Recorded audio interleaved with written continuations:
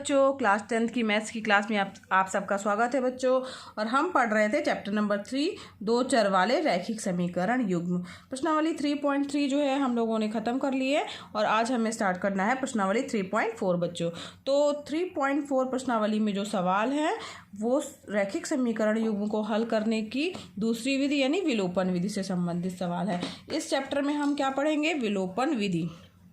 ठीक है, विलोपन विधि में क्या होगा? और अभी हमने इसके पहले जो है वो क्या पढ़ी, कौन सी विधि पढ़ी थी बच्चों? प्रतिस्थापन विधि के बारे में हमने पढ़ लिया है और सवाल जो है वो हम लोगों ने प्रतिस्थापन विधि में हल किया हुआ है। और विलोपन विधि के लिए हमें क्या करना है? तो इसमें जो है विलोपन विधि में नाम से ही स्पष्ट बच्चों, विलोपन यानी है विलुप्त करने की विधि। विलुप्त करने की विधि से तात्पर्य हुआ कि कोई भी एक चर को हम इसमें विलुप्त करेंगे। ठीक है, और यह विधि जो है कभी कभी प्रतिस्थापन विधि से अधिक सुविधाजनक होती है। तो हम किसी भी एक चर को विलुप्त करने के लिए कैसे विलुप्त करेंगे? इसके लिए जो है वो समीकरण को एक जैसे बनाएंगे। मान लीजिए x वाले पद हैं तो उनको दोनों समीकरणों के x वाले पदों को एक जैसा कर लेंगे और घटा देंगे तो एक चर जो है हमारा क्या हो जाएगा? विलुप्त हो जाएगा बच्चों। जैसे मान लीजिए दो समीकरण, अब हम इसको एग्जाम्पल के द्वारा समझे तो ज़्यादा समझ में आएगा। x + y = दिया है 5 और एक समीकरण नंबर 1 ये मान लीजिए दिया है और दूसरा समीकरण दिया है 2x - 3y = 4 ये समीकरण नंबर 2 दिया है। अब विलोपन करने की विधि में हमें क्या करना है बच्चों कि x वाले पदों को एक जैसा करना है या तो y वाले पदों को, और उसके बाद फिर समीकरण में से एक में से दो को घटा देना है। अब चूंकि यहाँ पर x का गुणांक कितना है? 2 है। पहले वाले समीकरण में x का गुणांक कितना है बच्चों? 1 ही है। तो इसका मतलब है कि समीकरण 1 में अगर हम 2 का गुणा कर दें तो यहाँ पर भी 2x आ जाएगा। तो क्या करेंगे? समीकरण 1 को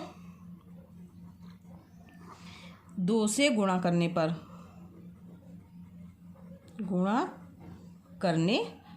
अब गुणा किया हमने तो क्या हो गया? 2x + 2y = 10। ठीक, अब ये हमारा समीकरण नंबर 3 हो गया। अब समीकरण नंबर 3, ठीक है।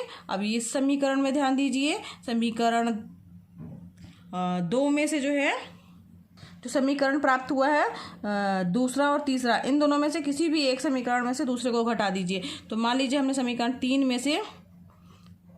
में से 2 को घटाने पर अब 3 समीकरण क्या है? 2x + 2y। अब इसमें से हमने घटाया है, माइनस किया है 2x - 3y। ठीक है, = यहाँ पर कितना है? 10 - 4। समझ में आ रहा ना बच्चों? अब यहाँ पे क्या आ जाएगा? 2x + 2y - 2x माइनस क्या हो जाएगा? प्लस हो जाएगा 3y = 10 में से 4 गया 6। 2x से 2x कैंसिल हो गया, यानी एक पद यानी x वाला पद क्या हो गया? विलोपित हो गया। इसीलिए हम लोगों ने एक जैसे बनाने के लिए x के गुणांकों को 2 का इसमें गुणा किया था। ठीक है, समझ में आ रहा है? अब यहाँ से x का पद विलोपित हो गया है बच्चों।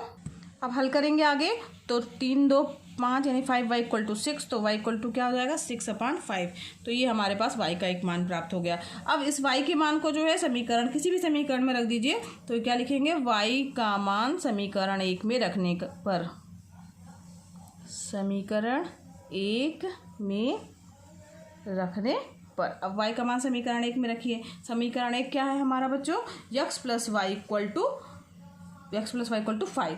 अब इस समीकरण में हम मान रखेंगे y का, तो x + y की वैल्यू क्या रखेंगे? 6/5 = 5। तो क्या हो जाएगा?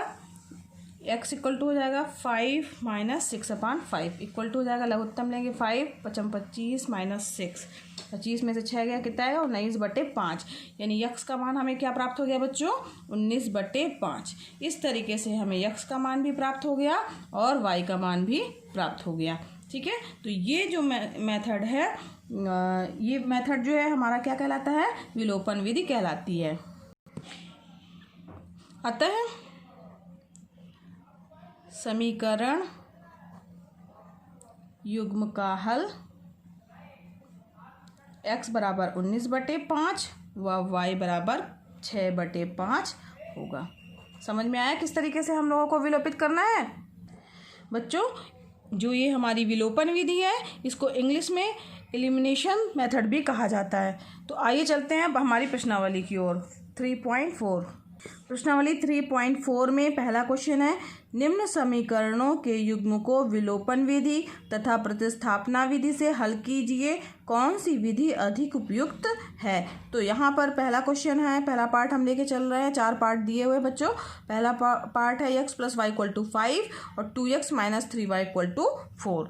तो यहाँ पर ध्यान दीजिए, ये जो पहला पार्ट है, तो जो अभी हम लोगों ने समझा विलोपन विधि को, वो वही ही समीकरण युग्म हमने लिए थे। ये देखिए x + y = 5 था और 2x - 3y = 4 था, जो कि पहला ही पार्ट है हमारा। बिल्कुल इसी तरीके से आपको विलोपन विधि के द्वारा जो है वो हल करना है बच्चों।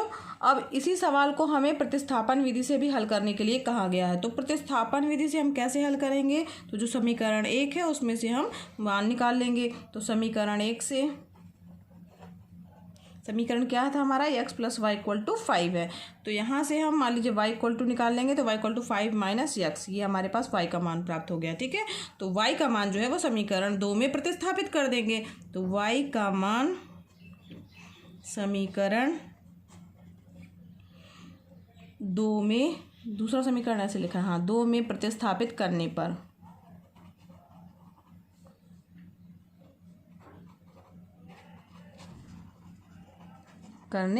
ठीक। अब y का मान जब हम समीकरण 2 में रखेंगे बच्चों, तो क्या आएगा, दूसरा समीकरण है हमारा 2x - 3y = 4। ये समीकरण नंबर 2 है हमारा। तो अब इसमें हम क्या रखेंगे, y का मान रखेंगे। तो 2x तो वैसे ही रहेगा, -3y की जगह पे क्या कर देंगे, 5 - x = कितना है, 4। तो 2x - 5 × 3 = 15, माइनस प्लस हो जाएगा, +3x = 4 हो जाएगा। 2x और 3x कितना हो गया, 5x = हो जाएगा 15 और 4 ये इस तरफ जाएगा, 4 × 15 हो जाएगा, = कितना हो गया, 19। तो x बराबर क्या आ जाएगा, 19/5। ये हमारे पास x का मान प्राप्त हो गया बच्चों। और यही x का मान जो है वो y = 5 - x में रख देंगे। तो x का मान समीकरण 1 में रखने पर, अब समीकरण 1 में रखेंगे तो क्या आ जाएगा, 19/5 + y = 5। तो y = क्या आ जाएगा, 5 - 19/5, यानी लघुत्तम लेंगे, 5 आ गया, 25 - 19, 25 में से 19 गया तो कितना आएगा, 6/5। तो y का मान कितना आ गया हमारे पास, y = 6/5। ये जो है हमारे पास y का मान प्राप्त हो गया। तो इस तरीके से x का मान और y का मान दोनों विधियों के द्वारा हम लोगों ने हल करके देखा। विलोपन विधि भी देखी हम लोगों ने और प्रतिस्थापन विधि भी देखी। तो इसमें पूछा गया कौन सी विधि अधिक उपयुक्त है। तो इस प्रश्न में तो बच्चों दोनों विधियों से जो है वो प्रश्न हल करना आसान दिख रहा है, लेकिन अगर उपयुक्त कहा जाए तो इसमें जो है वो विलोपन विधि मुझे ज़्यादा उपयुक्त दिख रही है। तो इसमें आप लिख दीजिएगा कि विलोपन विधि अधिक उपयुक्त है। अब बच्चों हम आगे बढ़ते हैं। तो इसका जो है दूसरा पार्ट भी और तीसरा पार्ट, ये दोनों जो है वो इसी मेथड से जो है विलोपन विधि और प्रतिस्थापन विधि के द्वारा जो है आपको हल करने हैं। और हम लेके चलते हैं चौथे पार्ट की ओर। चौथा पार्ट है बच्चों, x/2 + 2y/3 = -1 और x - y/3 = 3। तो आइए देखते हैं इसको कैसे हल करेंगे। बच्चों जब भी इस तरह से बटे में दिया हो तो उसे हमें क्या करना है, तो लघुत्तम ले लेंगे। इसका क्या आ जाएगा, 6 आ जाएगा। यहाँ पे 3x + 3 दूनी 2 दूनी 4 4y = -1। तो हमारा समीकरण क्या बन जाएगा, यहाँ पर हमारे पास समीकरण बन जाएगा 3x + 4y = यहाँ 6 का गुणा इस तरफ होगा तो -6 हो जाएगा। ये हमारे पास समीकरण नंबर 1 बन गया। अब इसी तरीके से इसको भी हल करेंगे। x - y/3 है = 3 दिया हुआ है, इसमें भी लघुत्तम लेंगे, 3 आ जाएगा। 3x - y = 3 हो जाएगा। तो हमारे पास समीकरण क्या प्राप्त हो जाएगा, 3x - y = 9। ठीक, ये समीकरण नंबर हमारे पास में 2 प्राप्त हो गया। अब हमारे पास 2 रैखिक समीकरण युग्म प्राप्त हो गए हैं। अब इनको हमें हल करना है दोनों मेथड से, विलोपन विधि के द्वारा भी और प्रतिस्थापन विधि के द्वारा। तो अब चलते हैं सबसे पहले विलोपन विधि। विलोपन विधि, अब विलोपन विधि में क्या करना है बच्चों कि हमें जो है कोई भी यक्स का मान या वाई का मान जो है एक जैसा करना है गुणांक में। तो चूंकि यहाँ ऑलरेडी एक जैसे दिख रहे हैं तो हमें इसमें कुछ नहीं करना है, क्योंकि अगर मान लीजिए इन केस एग्जाम्पल बता दे रहे हैं ये समझाने के लिए। मान लीजिए यहाँ 3x + 4y = -6 है, यहाँ 2x दिया है प्लस y = 2 दिया हुआ है। तब हम कैसे करेंगे? तो क्या करेंगे, अगर मान लीजिए हमें x के गुणांकों को सेम करना है तो पहले समीकरण में 2 का गुणा करेंगे और दूसरे वाले समीकरण में 3 का गुणा करेंगे। तब हमारे पास ये क्या हो जाएगा, 3 दूनी 6 यानी 6x हो जाएगा। यहाँ का पद भी 6x हो जाएगा, केवल पहले स्टार्टिंग वाले पद में नहीं, पूरे इसमें। ठीक है, तो जब हम इसमें इधर भी करना पड़ेगा सेम वही प्रक्रिया और यहाँ पर भी सेम वही प्रक्रिया करनी होगी। तो जो समीकरण प्राप्त होंगे तब उसमें x के गुणांक एक जैसे ही प्राप्त होंगे। तब हमें क्या करना है, घटाना है। ठीक है, ये आपको समझने के लिए बताया था, ये इसका प्रश्न से कोई संबंध नहीं है। आइए हल करते हैं। तो विलोपन विधि में देखिए यहाँ पे ऑलरेडी दोनों जो हैं वो गुणांक x के बराबर हैं। अब हम क्या करेंगे, समीकरण 1 में 2 को घटाएंगे तो क्या प्राप्त हो जाएगा, 3x + 4y - 3x और यहाँ पे -y = यहाँ पे -6 था, यहाँ पे -9। 3x + 4y - 3x minus plus हो जाएगा, y = -6 और -9 = -15 हो गया। अब यहाँ पर 3x वाले पद जब भी ऐसा हम करेंगे, ये गुणांकों को एक जैसे करने का तात्पर्य ये है कि निश्चित रूप से जब हम उसको घटाएंगे तो वो गुणांक वो चर राशि x की, अगर मान लीजिए x को सेम कर रहे हैं तो वो वाले पद जो है आपस में कट जाएंगे, केवल y के पदों में हमें मान प्राप्त होगा, जिससे हमारे पास y का मान प्राप्त हो जाएगा। फिर उस y का मान हम किसी भी समीकरण में रख देंगे बच्चों, तो x का मान प्राप्त हो जाएगा। बहुत ध्यान से सुनिएगा, हमें क्यों करना है गुणांक एक जैसे, तो x के, ताकि जो है घटाने पर वो पद आपस में कट जाएं, केवल दूसरा पद, दूसरा चर राशि यानी y बचेगा, उसका मान हमें प्राप्त हो जाएगा। उसका मान समीकरण में हम रख देंगे तो हमें x और y के मान प्राप्त हो जाएंगे। आइए देखते हैं इसमें 4y + y = कितना हो जाएगा, 5y = -15।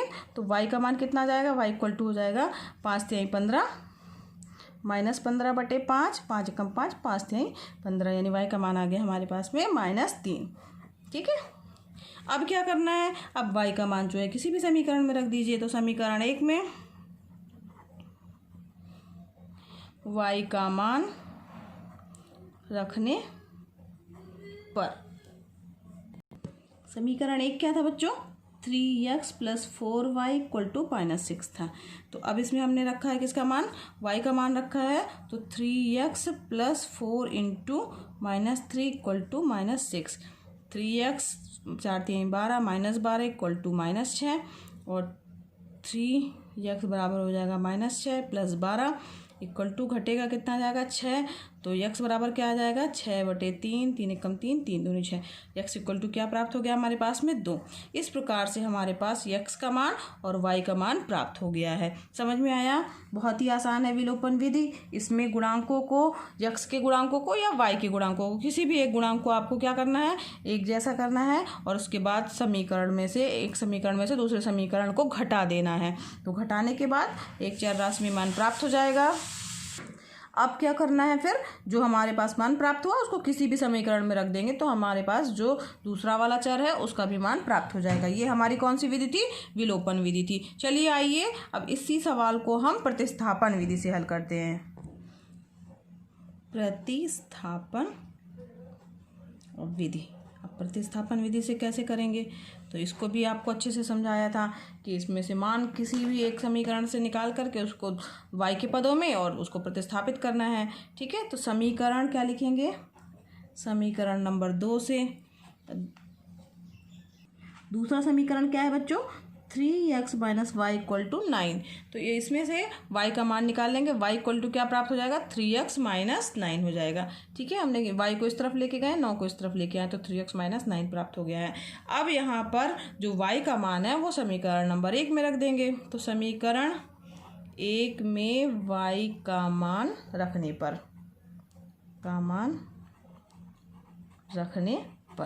अब समीकरण 1 में हमने मान रखा, तो समीकरण 1 क्या है हमारा बच्चों, 3x + 4y = 6 है। ये हमारा समीकरण 1 है। अब यहाँ पर हम y का मान रखेंगे तो 3x + 4y की जगह क्या रखेंगे 3x - 9 = 6। तो 3x + 4 × 12x - 9 × 36 = 6। यानी क्या आ जाएगा 3x और 12x यानी 15x हो जाएगा। और यहाँ इक्वल टू कितना जाएगा 36 धन 6। 36 धन 6। बच्चों यहाँ ध्यान दीजिए कि यहाँ पर -6 है, प्रश्न में ही -6 है, यहाँ पे -6 तो यहाँ पर क्या जाएगा 36 - 6 तो 15x = क्या आ जाएगा बच्चों 36 में से 6 गया 30। तो x का मान कितना जाएगा x = क्या हो जाएगा 30/15। 30/15 = 15, 15 दूनी x का मान कितना प्राप्त हो गया हमारे पास में 2 प्राप्त हो गया। अब ये जो 2 प्राप्त हुआ है हमें उसको किसी भी समीकरण में रखेंगे। तो समीकरण 1 में x का मान रखने पर, तो x समीकरण 1 क्या है हमारा समीकरण 1 है 3x - y = 9। अब यहाँ पर x की जगह क्या रखेंगे 2 रखेंगे। 3 × 2 - y = 9, 3 दूनी 6 हो जाएगा। तो y = क्या आ जाएगा y = 6 - 9 तो y का मान आ गया -3 - 3 प्राप्त हो गया। ठीक है। इस प्रकार से बच्चों x का मान और y का मान दोनों ही विधि से जो है समान प्राप्त होगा आपको, यानी एक जैसे मान प्राप्त होंगे, बस करने का मेथड जो है वो अलग अलग है। प्रतिस्थापन विधि और विलोपन विधि आपको अच्छे से समझ में आ गई होगी। और इसका जो सेकंड पार्ट है और थर्ड पार्ट जो है वो आपका होमवर्क है, आप करिएगा। आशा है कि आपको बन जाएगा। और इसके आगे के प्रश्न बच्चों जो है वो अगले नेक्स्ट लेक्चर में बताए जाएंगे। और बच्चों आज के लिए बस इतना ही। अगर आपको मेरा वीडियो पसंद आया हो तो लाइक कीजिए वीडियो को, और अगर आपने अभी तक सब्सक्राइब नहीं किया बच्चों तो सब्सक्राइब भी कर दीजिए। और साथ ही साथ बच्चों दूसरे बच्चों को शेयर भी कीजिए, क्योंकि ये फ्री है। धन्यवाद बच्चों।